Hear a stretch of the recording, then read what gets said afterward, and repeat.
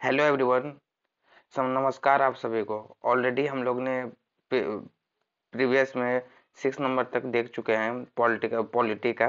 तो अब आगे देखते हैं कि 6 नंबर से आगे कौन सा पॉलिटी में है। तो फिर आगे बढ़ते हुए 10 नंबर को देखते हैं। 10 नंबर इज सेइंग अबाउट कि which of the following statement about the ethical committee of Lok Sabha are correct. Lok Sabha के एथिकल कमेटी के बारे में बात कर रहा है ये। तो फिर लोकसभा फर्स्ट नंबर ऑप्शन है कि initially it was a ad hoc committee. ठीक है। सेकेंड नंबर ऑप्शन है only a members of Lok Sabha can make complaint relating to the,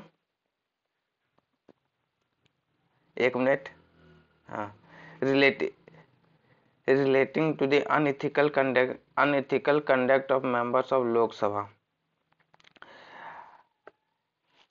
और थर्ड नंबर ऑप्शन है कि this committee can not be taken up any matter which is sub judice. Can not, देखो can not भी देख के इसको गलत नहीं कह सकता, क्योंकि ये तो सही बोल रहा है ना। Can not be taken by any matter which is sub जुडिस। सब जुडिस जो मैटर है उसको नहीं ले सकता, ये राइट स्टेटमेंट है। इसको कैन नॉट देख के या एनी देख के ये रॉन्ग नहीं हो सकता। This this was a trap, यही एक ट्रैप है इसमें। तो इसका, और ये वनली देख के आप इसको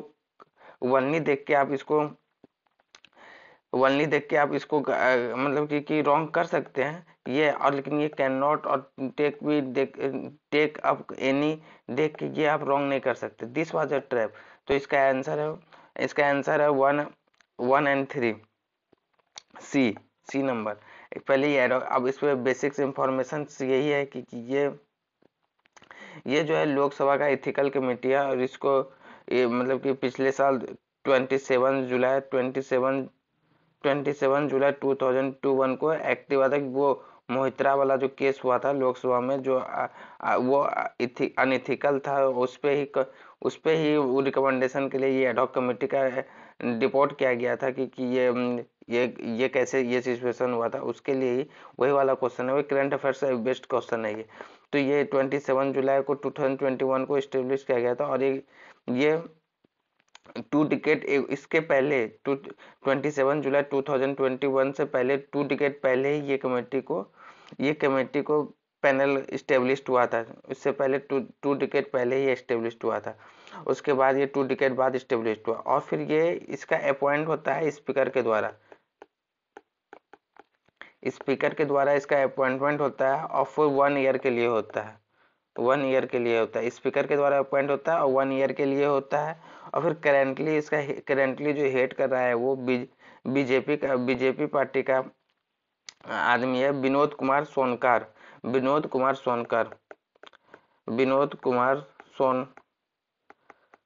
जो करेंटली हेड कर रहा है इसको, इस पार्टी को, मतलब कि ये इथिकल कमेटी को हेड करने वाला विनोद कुमार सोनकार है ये। और फिर ये बस इतना ही है कि इसको स्पीकर अपॉइंट करता है, वो 1 ईयर के लिए अपॉइंटमेंट होता है। और करेंटली हेड जो कर रहा है विनोद कुमार सोनकार है। ठीक है। और ये इसमें लोकसभा में भी ये हो सकता है और राज्यसभा में भी इसका, ये जो बोल रहा है कि only members of Lok Sabha make complaint unethical conduct member of Lok Sabha, ये ओनली मेंबर लोकसभा नहीं, लोकसभा प्लस राज्यसभा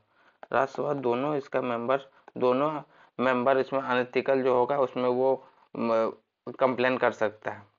तो नेक्स्ट नंबर क्वेश्चन देखते हैं। नेक्स्ट नंबर क्वेश्चन 11 नंबर ये है, विच of the provisional president who was the provisional president of the constitution assembly before Dr. Rajendra Prasad took over। Before Rajendra Prasad से कौन है? तो सिंपल साइंस का आंसर है डॉक्टर सच्चिदानंद सिन्हा। ये जो है ये कॉन्स्टिट्यूंट असेंबली से पहले इसको बनाया गया था डॉक्टर सच्चिदानंद सिन्हा को। और फिर ये जो है ये सिंपल सा क्वेश्चन है कि डिमांड एक्सेप्ट किया था डिमांड ऑफ कॉन्स्टिट्यूंट असेंबली। फिर ये कॉन्स्टिट्यूंट असेंबली का doctor Sachchidanand Sinha provisional president बना था। उसके बाद ये अपॉइंट किया था डॉक्टर राजेंद्र प्रसाद को कॉन्स्टिट्यूंशनल असेंबली में। तो फिर ये सिंपल सा क्वेश्चन है, इसमें कुछ अधिक नहीं है। इसमें इस मतलब कि इसमें कुछ अधिक नहीं है। तो फिर आगे का क्वेश्चन देखते हैं। आगे का क्वेश्चन 12 नंबर है। Which refer the government of India with reference of government of India act 1935 consider the following statement. It provided it provide for the establishment of an all India federation. Government of India Act 1935 provide the establishment of all India federation based on union of the British India province and the princely state. सही है। Defense and foreign affairs were kept under the control of federal legislature. Federal legislature का control, federation मतलब union plus state, federal union plus state के under control में defence और foreign affairs दे देगा। ये that is not possible, इसलिए 1 2 correct, 2 wrong है। इसका आंसर है ए, ओनली 1, क्योंकि गवर्नमेंट ऑफ इंडिया एक्ट 1935 में ये वो जो है बहुत लेंदी प्रोविजन पास हुआ था पार्लियामेंट में अगस्त 1935 में, और उसमें ही federal all India federation established हुआ था। प्लस उसमें रिजर्व और भी establish, reserve bank of India भी उसी टाइम इस्टेब्लिश्ड हुआ था। फेडरल पब्लिक सर्विस कमीशन भी उसी टाइम इस्टेब्लिश्ड हुआ था। और फिर उसमें उसी टाइम में गवर्नमेंट ऑफ बर्मा एक्ट 1935 भी आया था। Government of India act 1935, GOI act 1930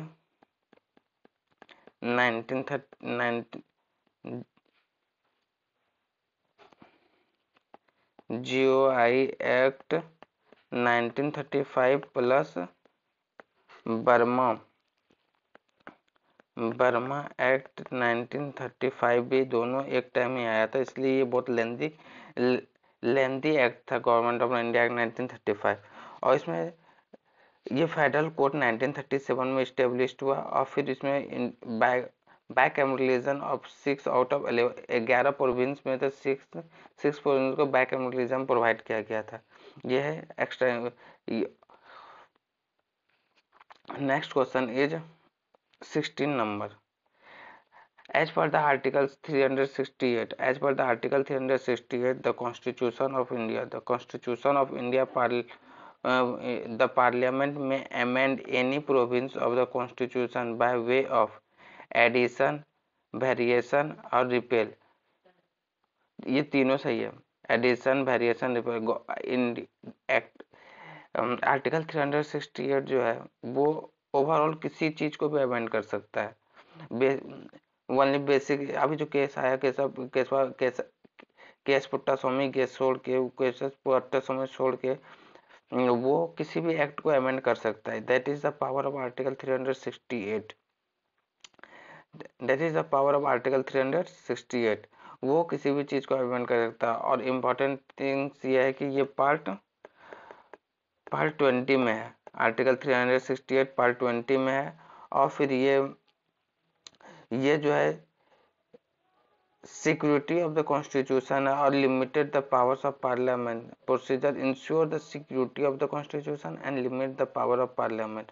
and ये कभी कभी कॉन्फ्लिक्ट हो जाता है सुप्रीम कोर्ट एंड पार्लियामेंट के बीच में, तो अमेंडमेंट पावर को लेके, तो इसी 361 है। लेकिन जब बेसिक डॉक्ट्रिन जब आया Kesavananda Bharati versus state of Kerala, तो वो जो मोस्ट फेमस केस था उसमें ये डिसाइड हो गया कि basic structures can not be amended, basic structures can not be amended.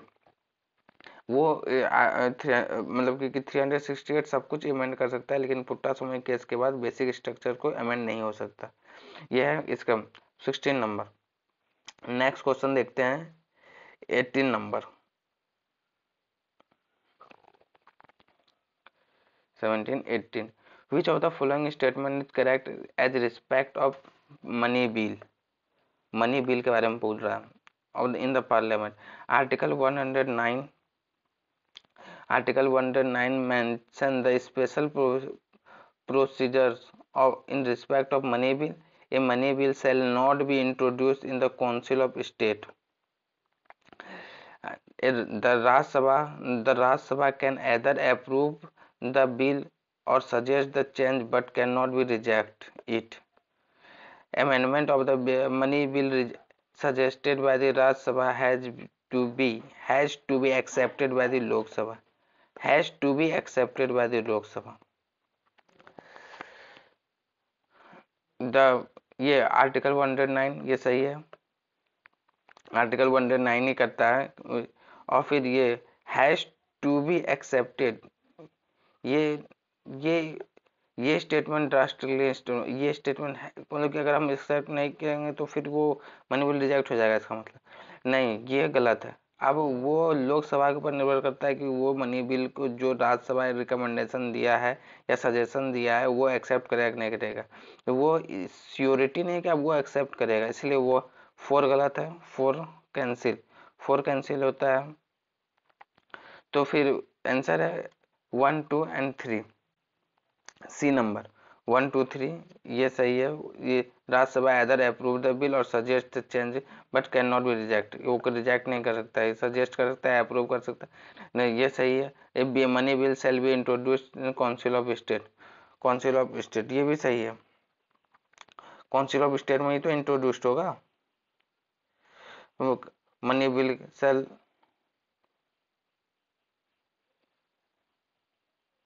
Money bill shall not be introduced in council of state, सही है। तो काउंसिल ऑफ स्टेट मतलब राज्यसभा, राज्यसभा में तो मनी बिल इंट्रोड्यूस नहीं होता, वो हमेशा लोकसभा में इंट्रोड्यूस होता है, इसलिए ये गलत है, सॉरी। मनी बिल जो है वो राज्यसभा में इंट्रोड्यूस नहीं होता, वो लोकसभा में इंट्रोड्यूस होता है, इसलिए 2 गलत। मतलब कि ये क्या पूछ रहा है, करेक्ट पूछ रहा है, करेक्ट पूछ रहा है, तो 1 सही है और 2 भी सही है, क्योंकि वो can not be introduce in the council of state, ये सही बोल रहा है। 2 सही है, 3 सही है, 1, 2, 3। और इसमें और अगर मनी बिल का बात करें तो वो मनी बिल कब तब कहलाता है, वो जब वो टैक्सेशन और गवर्नमेंट ऑफ स्पेंडिंग उसमें इंक्लूड होता है, ठीक ना। अब money upper house upper house में not be block a money bill, upper house उसको ब्लॉक नहीं कर सकता मनी बिल को। Non money bill type clause में not be attached to be a money bill, rationale behind the convention. Money bill are the acceptations of the general rule for the bill enactment. Loss of supply in the lower house as and the expansion of the loss of confidence in the government. अगर loss of supply हो जाता है, अगर money bill Lok Sabha में पास नहीं होता है, तो इसका मतलब कि गवर्नमेंट अपने आप को गवर्नमेंट को मेजोरिटी पेश करना पड़ता है, और उसके बाद गवर्नमेंट डिसॉल्व हो जाता है अगर मेजोरिटी पेश नहीं हुआ, क्योंकि मनी बिल ऑफ सारा मिनिस्टर सारा मेंबर से पास होता है, और वो जब पास नहीं हो रहा है तो इसका मतलब कि गवर्नमेंट को मेजोरिटी नहीं है, गवर्नमेंट को डिसॉल्व होना पड़ जाता है, इसीलिए ये हो गया। कितना नंबर था ये, 18 number. Next is 20 number. The north east council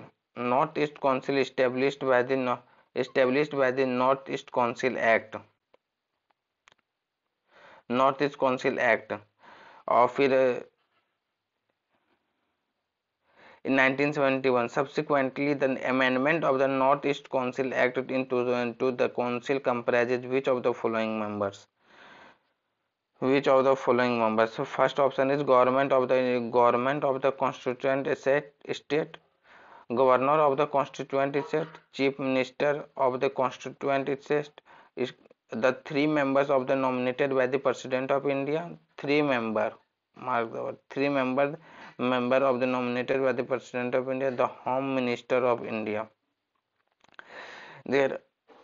तो फिर ये होम मिनिस्टर ऑफ इंडिया नहीं होगा, होम मिनिस्टर ऑफ इंडिया नहीं होगा।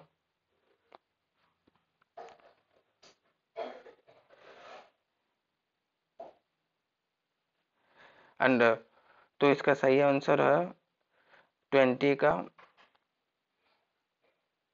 ए, 1, 2 and 3।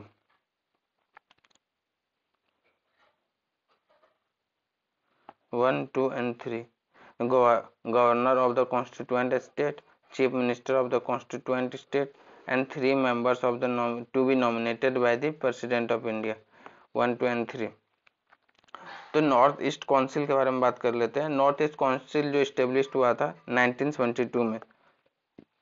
North east council established in 1972 और वो under the north eastern council act 1971। और फिर इसमें members 8 state of north east. Members of the council included the 8 state of the north east. North east का 8 state है। और Sikkim join किया council को 2002 में। इंपॉर्टेंट बात है कि सिक्किम जो है ज्वाइन किया काउंसिल को 2002 में। 2002 में सिक्किम ज्वाइन किया। सिक्किम ज्वाइन किया 2002 में और इसका हेडक्वार्टर शिलोंग है। और फिर ये operate under the ministry of development. Ministry of development of north eastern region से ये ऑपरेट होता है गवर्नमेंट ऑफ इंडिया के तहत। इसमें ये एक्स्ट्रा इंफॉर्मेशन है। Next question we go with next question. Next question is 21 number. Consider the following statement regarding the Nari Shakti वंदन अधिनियम। नारी शक्ति वंदन अधिनियम, तो इसमें बोल रहा है the provisions will be come under effect from 18th Lok Sabha. 18th Lok Sabha this will be in force in 15th year after the becoming act. 15th year there are the provisions for the reservations of seats of scheduled caste women within the quota reserved for the scheduled caste। तो फिर ये तो सही है। Provisions of the reservation seat for scheduled caste women within the quota reserve by the, लेकिन ये फिर 18th Lok Sabha नहीं 17th लोकसभा होगा। दिस इज 17th लोकसभा ना कि 18th लोकसभा। और फिर ये सही है। 15th year force will 15th year के लिए इनफोर्स हो जाएगा बिकमिंग दिस एक्ट। तो आंसर इज सी 2 and 3। ये सही है, ये गलत है। जो नारी शक्ति वंदन अधिनियम जो है वो 2023 में ही पास हुआ था और इसका एम है कि 1/3 सीट वुमेन को लोकसभा में देने के लिए 1/3 सीट होगा वुमेन के लिए लोकसभा में। 1/3 सीट वुमेन होगा वुमेन के लिए लोकसभा में। And state legislative assembly, Lok Sabha, state legislative assembly and Delhi assembly में, ये तीनों जगह 1/3 सीट रिजर्व होगा वुमेन के लिए नारी शक्ति वंदन अधिनियम के तहत। और 17 लोकसभा में पास हुआ था, इफेक्ट में आएगा। ठीक है। और next is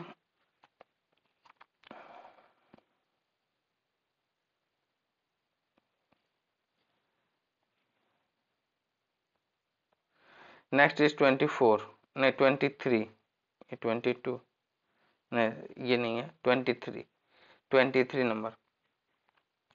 next is 23 a writ of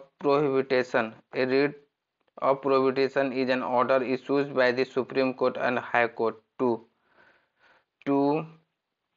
a government officers prohibiting him for taking a particular action, या to the parliament, legislature, assembly passed by the law of prohibition, या lower court of prohibition continuation of proceedings in a case the government prohibits it from the following an unconstitutional policy।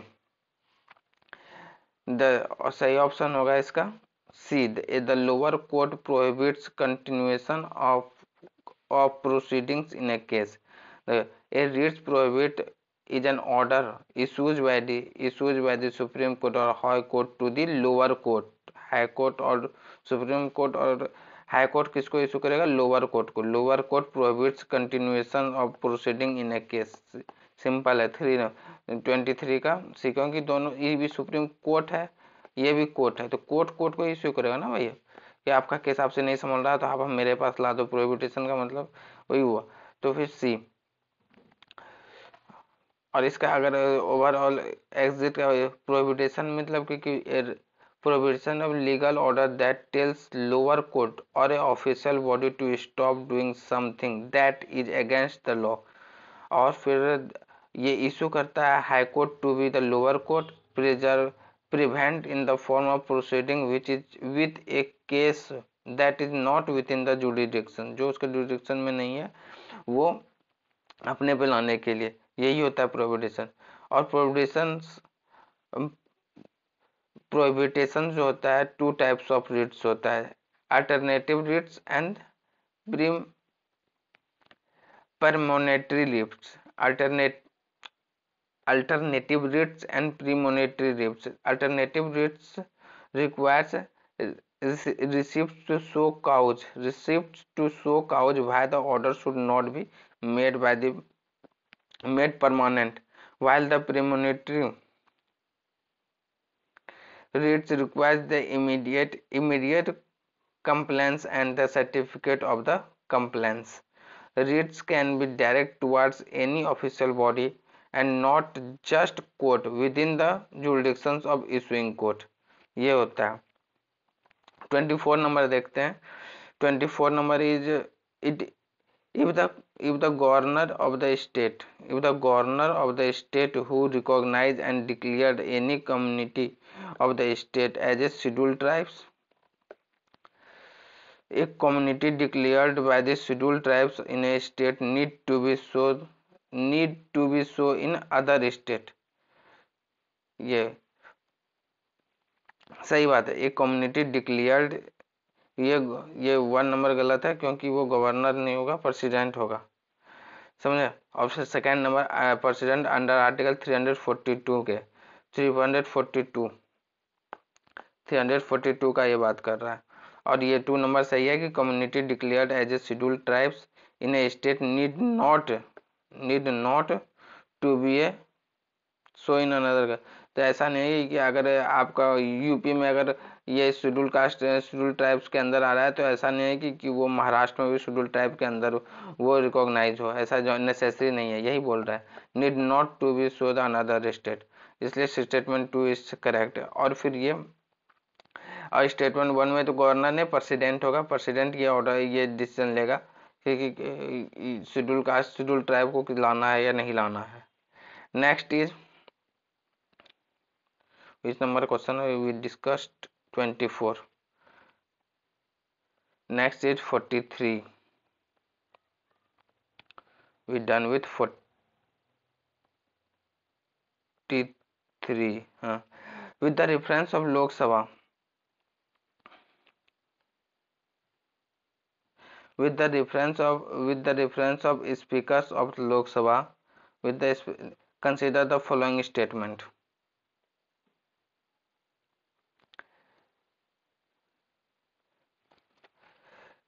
While any resolution for the removal of speakers of the Lok Sabha is under consideration, he or she shall not be preside. He or she shall not have a right to speak। क्यों speak क्यों करने का right नहीं होगा? he and she shall not be permitted to vote on the resolution of first instance। अभी देखो क्या कर रहा है, इस revolve any resolution of removal of speaker of Lok Sabha under consideration, अभी कंसिडरेशन में ही है, इसको अप्रूव नहीं हुआ है वो। तो फिर ही शैल नॉट बी प्रिसाइड, हाँ जब कंसिडरेशन में आ गया तो वो प्रिसाइड नहीं कर सकता। 1 नंबर सही है, ओनली 1 नंबर सही है। वो स्पीक कर सकता है, स्पीक क्यों नहीं करेगा अगर नहीं वहां पर है तो, और जब है तो इंस्टेंस स्पीक करेगा, इसलिए 1 नंबर ही केवल सही है। और स्पीकर के बारे में, रिमूवल ऑफ स्पीकर के बारे में अगर बात करें तो फिर वो past effective majority of the house से पास होता है, वो जो as stated by the constitution of India. Lok Sabha में वो इस पास्ट होता है इफेक्टिव मेजोरिटी के साथ, और प्लस वो उसका रिमूवल करना है, disqualification of Lok Sabha member under representation of people act 1951 के तहत वो जिसका डिस्क्वालिफिकेशन होता है। डिस्क्वालिफिकेशन ऑकर जो होता है वो speaker wrongly certified a bill as a money bill और goes against the constitution। अगर वो कॉन्स्टिट्यूशन के अगेंस्ट जाएगा और वो अगर गलत सर्टिफाई करेगा कि मनी बिल नहीं है, मनी बिल है नहीं है, लेकिन बोलेगा कि मनी बिल है, तो वो उसमें भी वो डिस्क्वालिफिकेशन उसका किया जा सकता है। If the court find the speaker's actions unconstitutional, then the face conventions under the Prevention of Insult of National Honors Act 1971। ठीक, उसके बाद फिर speakers of Lok Sabha can not be charge of court of law according to the article 122 and 1 of the constitution. ये है। फिर next है 43, 44। With the reference of Indian Parliament, consider the following statement: A bill pending on Lok Sabha lapse on the dissolution. A bill passed by the Lok Sabha and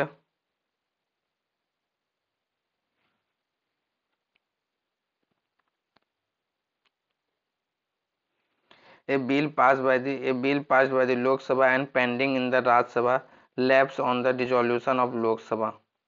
ठीक है।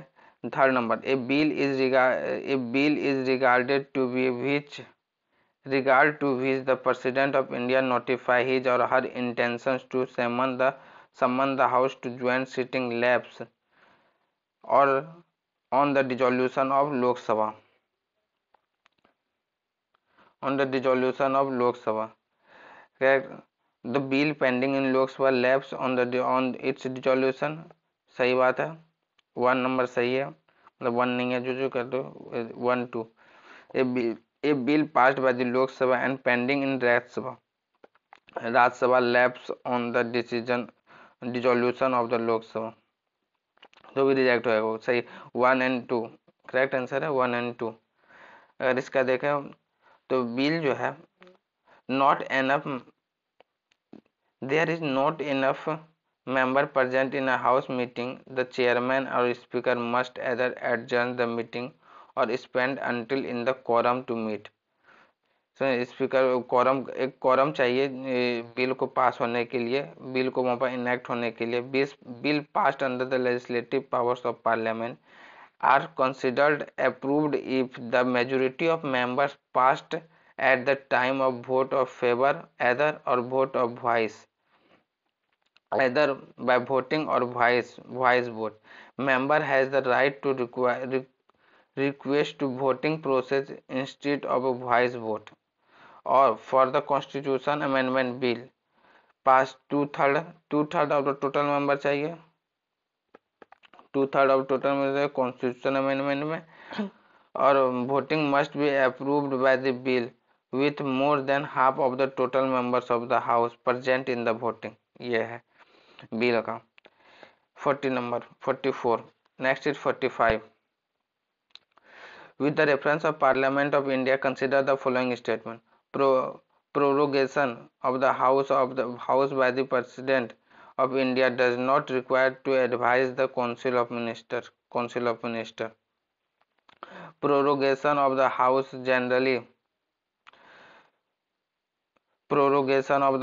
is generally done after the House is adjourned since just there is no bar to the President of India prorogation the House which is in session।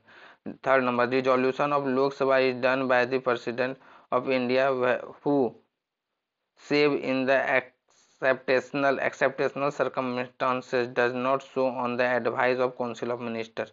सही बात है। 3 answer is 2 and 3।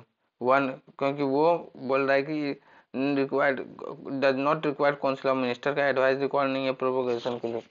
वो है propagation जो है वो propagation is done by the president and not for the advice of council of minister. ऐसा कैसे? प्रोपोगेशन जो है वेस्टर्न कॉन्सेप्ट है, मानते हैं, लेकिन वो president president meeting without dissolving, president meeting करेगा कि डिजॉल्व करने के लिए, उसको कौन सा मिनिस्टर सजेस्ट करेगा कि डिजॉल्व करने के लिए, ऐसा ही चलता है। यह है 45 नंबर। 45 नंबर का हो गया 2 और 3। 49, next is 49, next is 48, 49। With the reference of प्रधानमंत्री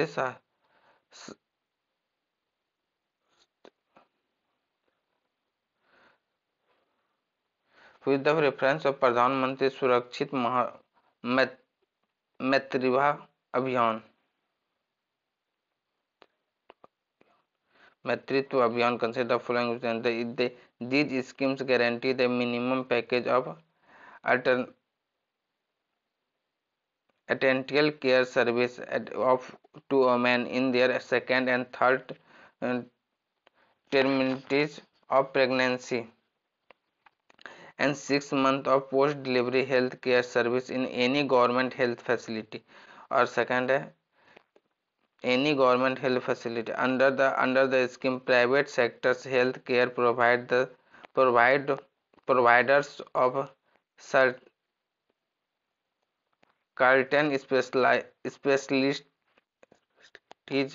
specialties can be voluntary to provide the service at nearby government health facility। B number सही है। दिस इज टॉक अबाउट प्रधानमंत्री सुरक्षित मातृत्व अभियान। स्पेशल केयर था प्रेग्नेंट वुमेन के लिए, ये स्कीम जो है प्रेग्नेंट वुमेन के लिए स्पेशल केयर है। Timely risk factor during the pregnancy and child birth का जो रिस्क फैक्टर होता है टाइमली डिटेंशन के लिए ये स्कीम लाया गया था वो,